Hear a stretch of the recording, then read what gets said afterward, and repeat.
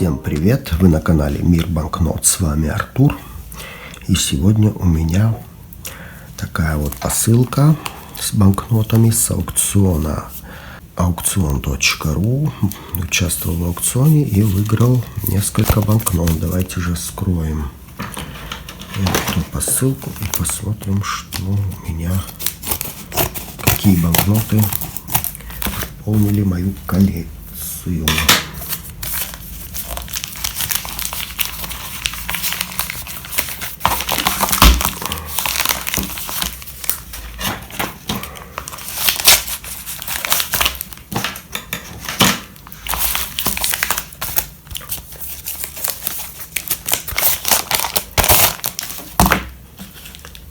Так вот запаковано.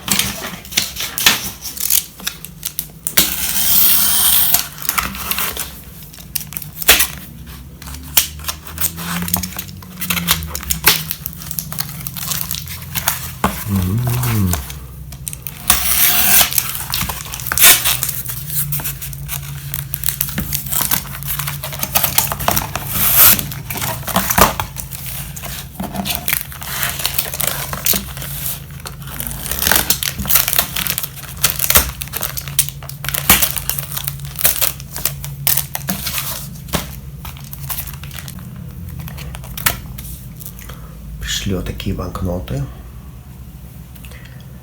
Кто разбирается, тот уже видит, что тут очень хорошие есть банкноты. Давайте все по порядку. Так, первая банкнота. Албания, 10 лек, 1957 год. Лицевая сторона. Герб Албании и обозначение номинала. Оборотная сторона. Также обозначение номинала и герб. Следующая банкнота. Албания, 100 лек из этой же серии. 1957 года. Лицевая сторона.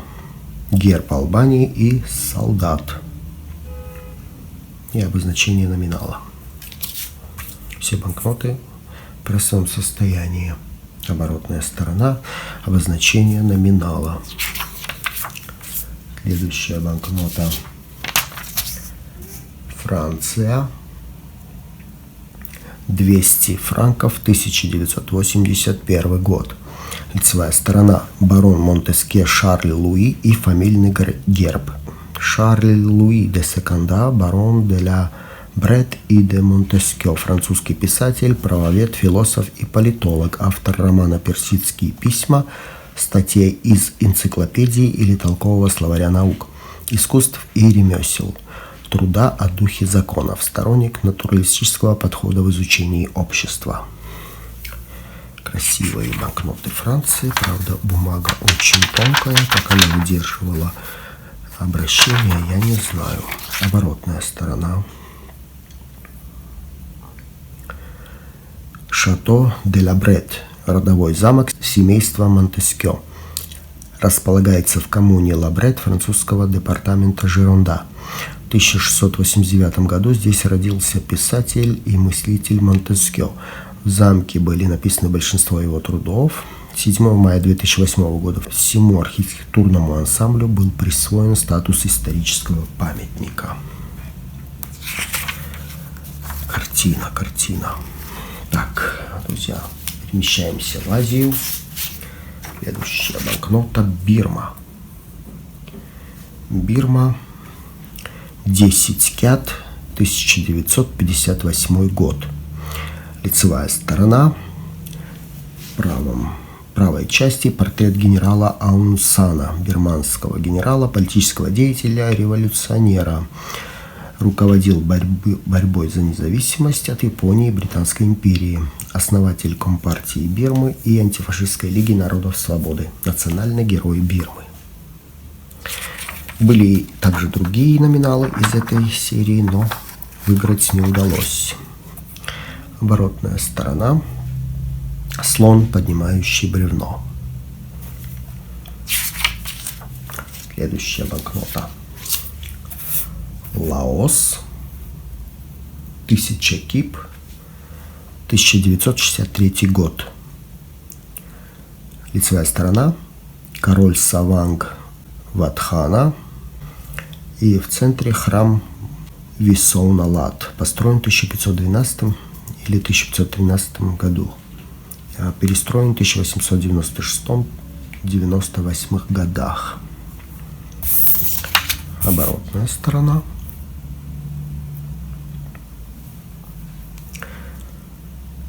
Соревнования по гребле на каноэ на реке Меконг. Самая большая на полуострове Индокитай, река Меконг. Следующая банкнота. Тоже Лаос. 10 кип. 1974 год.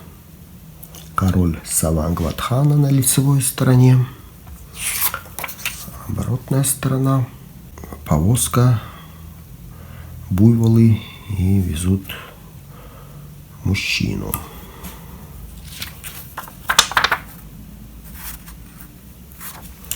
Следующая банкнота. Тоже Лаос. 5000 кип. 1975 год. Также король Саванг Ватхана. И в центре главные ворота храма Ват Фанасей Санасонгхам, окруженный пальмами.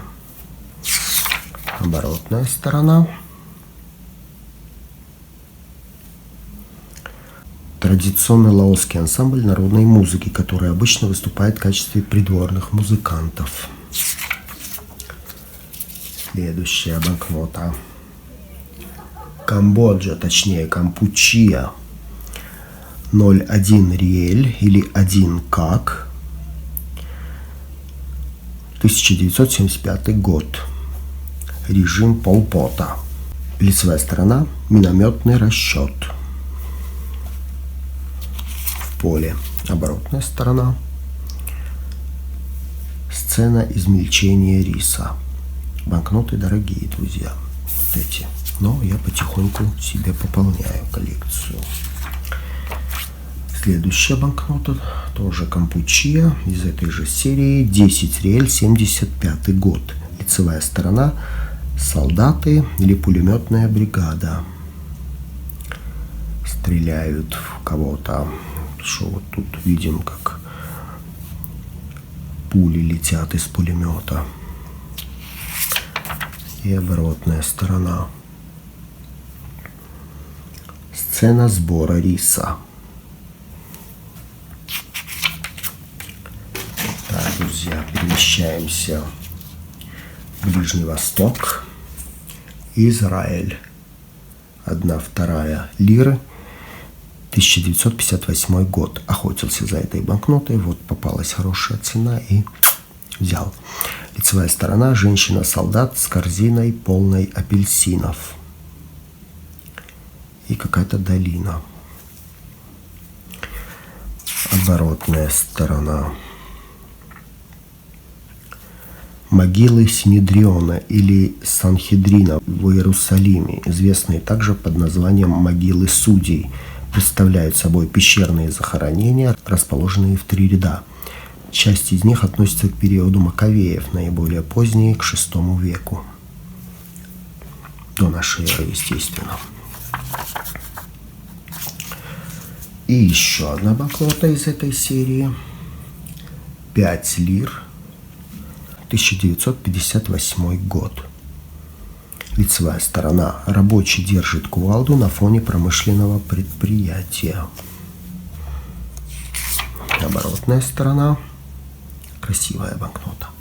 Печать Шема с ревущим львом, который был символом Южного Иудейского царства, также известна как древнееврейская печать, была найдена в археологических раскопках в Мегидо на севере Израиля во время турецкой оккупации. Такое у меня сегодня пополнение, друзья. Давайте подведем итог. Такое пополнение. На этом обзор закончен. Всем большое спасибо за просмотр. Ставьте лайки, пишите комментарии. Подписывайтесь на канал, кто еще не подписан. Нажимайте колокольчик. чтобы не пропустить следующие выпуски. С вами надолго не прощаюсь. Всем желаю добра и хорошего пополнения. До новых встреч.